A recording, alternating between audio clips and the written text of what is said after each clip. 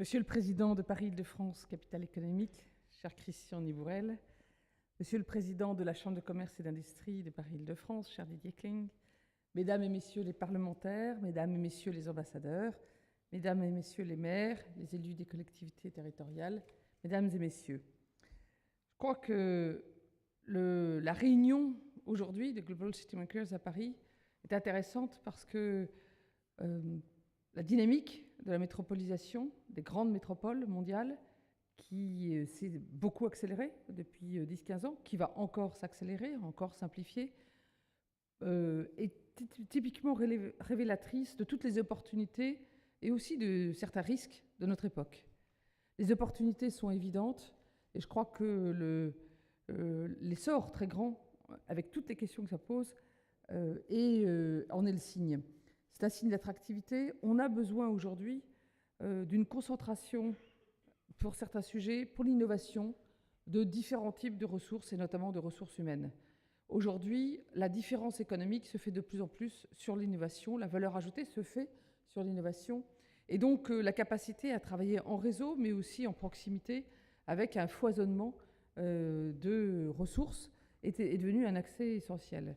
Aujourd'hui, l'accès au capital est plus facile que l'accès aux compétences et aux talents dans le monde.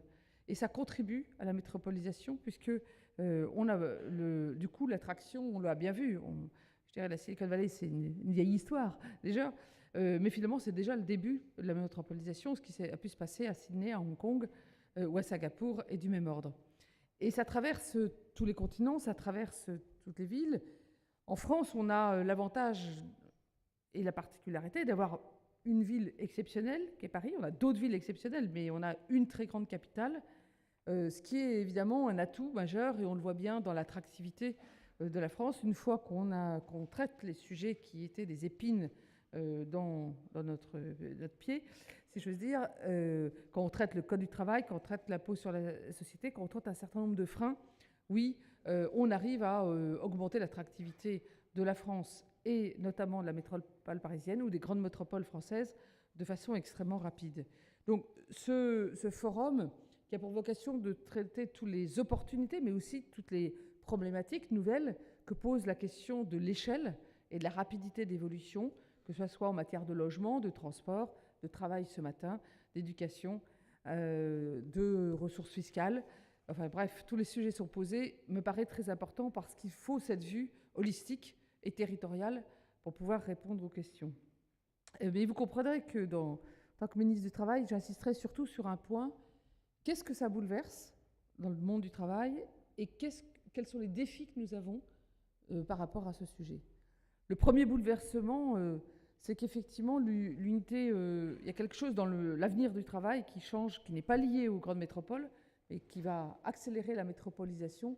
C'est que l'unité de lieu et de temps, qui était constitutive du travail, est en train d'être bousculée. Vous l'avez évoqué tout à l'heure. C'est évident sur le lieu, et ça va plus vite dans les métropolisations, mais ça va dans les métropoles, ça va aussi dans les zones rurales, et notamment c'est la question du travail à distance.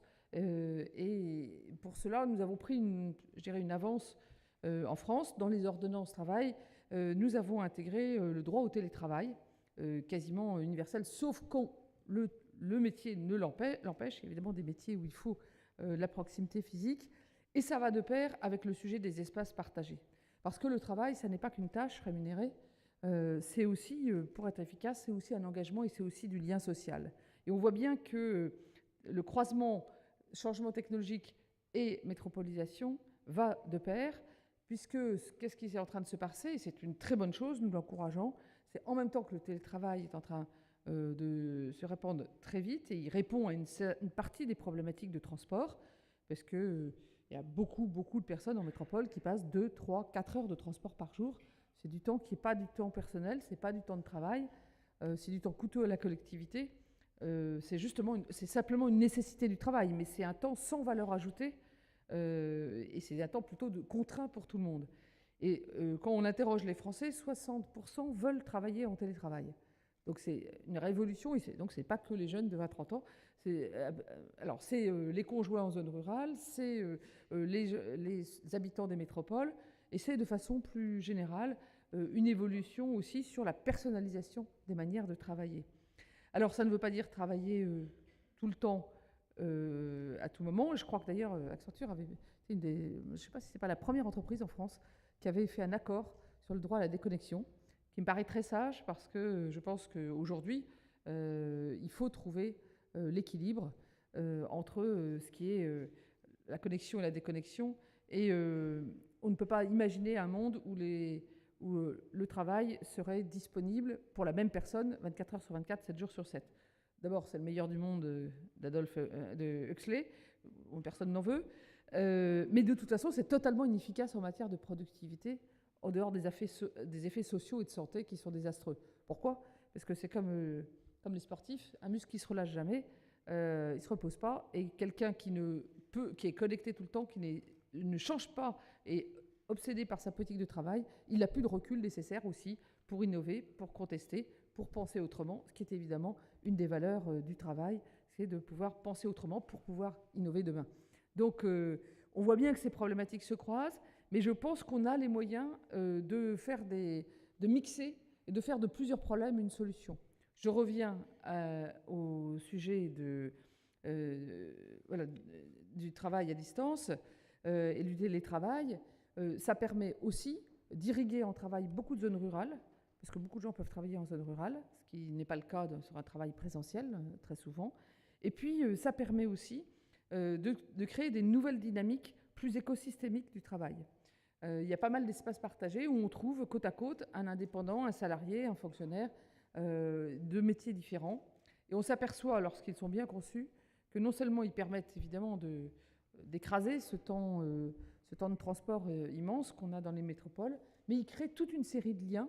Et finalement, dans la personnalisation du travail, tout en ayant du lien social, il permet d'avoir une dynamique qui est plus entrepreneuriale pour chacun et qui permet de créer des écosystèmes de travail qui ne sont pas que verticaux et managériaux, mais qui sont aussi coopératifs. Et on voit bien que dans l'évolution de l'avenir du travail, c'est un des éléments de l'efficacité du travail aussi. Ce sujet de l'avenir du travail commence, mais qui va être beaucoup plus bouleversé par la transition écologique et par la révolution numérique, c'est un des sujets phares. C'est pour ça que dans le G7 social que le président de la République m'a demandé d'animer en amont du G7 des chefs d'État, c'est un des 4 sujets que nous avons retenus, l'avenir du travail, le numérique et donc les autres manières de travailler. Avec toutes les conséquences que ça amène, quels sont les nouveaux types de protection qu'il faut inventer. Typiquement, le sujet des travailleurs des plateformes est invité dans tous ces sujets, puisque la France a commencé des initiatives, d'autres pays d'autres, et nous réfléchissons aussi avec les plateformes mondiales. On est dans une zone qui pose des questions nouvelles, eh bien, il faut des réponses nouvelles, et on voit bien qu'elles ne peuvent pas être que locales, elles doivent être le plus possible, au moins européennes, et si possible globales. Alors, sur ce sujet du travail, il y a un autre sujet extrêmement important, c'est l'accès à la croissance, au travail et aux ressources de la métropole. C'est évident qu'il y a une concentration d'emplois, de richesses et de capacité à vivre dans les métropoles. L'attractivité des métropoles n'est pas surfaite. Mais ceci dit, ça pose une question forte qui est la double inclusion, l'inclusion sociale et l'inclusion territoriale. Sur l'inclusion sociale, nous sommes en plein dans le sujet avec le Grand Paris, avec les JO. Si cette formidable opportunité de marché, de création d'emplois ne permet pas l'inclusion des plus vulnérables, alors on va dans le mur. D'ailleurs, ça a été un des énormes soucis du Grand Londres et des JO, où finalement, faute de trouver les solutions en termes de compétences et de formation, il y a eu un afflux massif de travailleurs détachés. Et voilà, sans faire de cause à effet, je pense que ça n'a pas aidé un certain nombre de sujets dont on voit les conséquences aujourd'hui à travers le Brexit. Je ne fais pas de lien mécanique, évidemment, mais je pense qu'on ne peut pas avoir toute une partie de la population qui voit cette croissance, qui voit cette richesse, qui voit ce dynamisme, qui voit ces créations d'emplois qui sont là, et qui se disent, même quand il y a ça, même quand il y a la croissance, pour moi, il n'y a rien. Ça, c'est la fracture sociale garantie, ou l'aggravation de la fracture sociale. Et donc, c'est pour ça que le sujet de l'inclusion, ce n'est pas un sujet de charité, c'est un sujet de cohésion économique et sociale, voire démocratique, de nos démocraties qui allient un capitalisme et la démocratie, et qui, pour ça, ont besoin d'être inclusives, sinon elles échoueront. parce que le rejet d'une forme de croissance et de mondialisation qui va avec la grande métropolisation, il est aussi lié au fait que certains s'en sentent, et le sont, exclus. C'est pas seulement qu'ils s'en sentent, ils ne sont pas partie prenante de ce progrès. Et ça, cette fracture-là, c'est la responsabilité de tous les acteurs sociaux, économiques et politiques d'y remédier. Alors pour ça, on a des opportunités. Il y a beaucoup de leviers. Il y a évidemment les leviers des clauses d'insertion qui sont indispensables. Il y a les leviers que nous poussons beaucoup à travers la réforme, la loi pour la liberté de choisir son avenir professionnel, une transformation complète de l'apprentissage, qui d'ailleurs donne déjà des premiers résultats. On est déjà à plus 7%, alors qu'on est juste en train de commencer la réforme. Il y a une vraie dynamique qui se crée et qui va permettre de pouvoir développer de l'apprentissage partout sur le territoire, et notamment de faire des campus, des métiers où on va trouver des étudiants, des lycéens, des chercheurs, des apprentis, du CAP à l'ingénieur. C'est quelque chose que nous mènerons avec Jean-Michel Blanquer et Frédéric Vidal, et évidemment les organismes consulaires, les professions. Mais on a besoin de ces sujets. Mais dans l'apprentissage, il faut tenir les deux bouts de la chaîne, l'excellence et l'inclusion. Et c'est ça qui est formidable. C'est quelque chose qui, à la fois de la formation et du contrat de travail, permet d'avoir cette double vision. Ce qui veut dire qu'en même temps, j'ai nommé Patrick Toulmé, qu'on connaît bien en Ile-de-France, qui était président de la Chambre des métiers de Saint-Denis, qui est maintenant délégué interministériel sur l'apprentissage dans les quartiers prioritaires de la ville, et qui prend son bâton de pèlerin pour aller voir tout le monde, pour qu'on monte l'apprentissage, parce qu'il faut savoir que les jeunes de QPV, les jeunes de Saint-Denis qui vont voir se construire tout ça, s'ils n'arrivent pas à entrer dans des processus de formation, ils vont juste le voir, alors qu'ils ont 2 fois moins accès à l'apprentissage, parce qu'il y a moins d'offres d'apprentissage dans les quartiers prioritaires de la ville.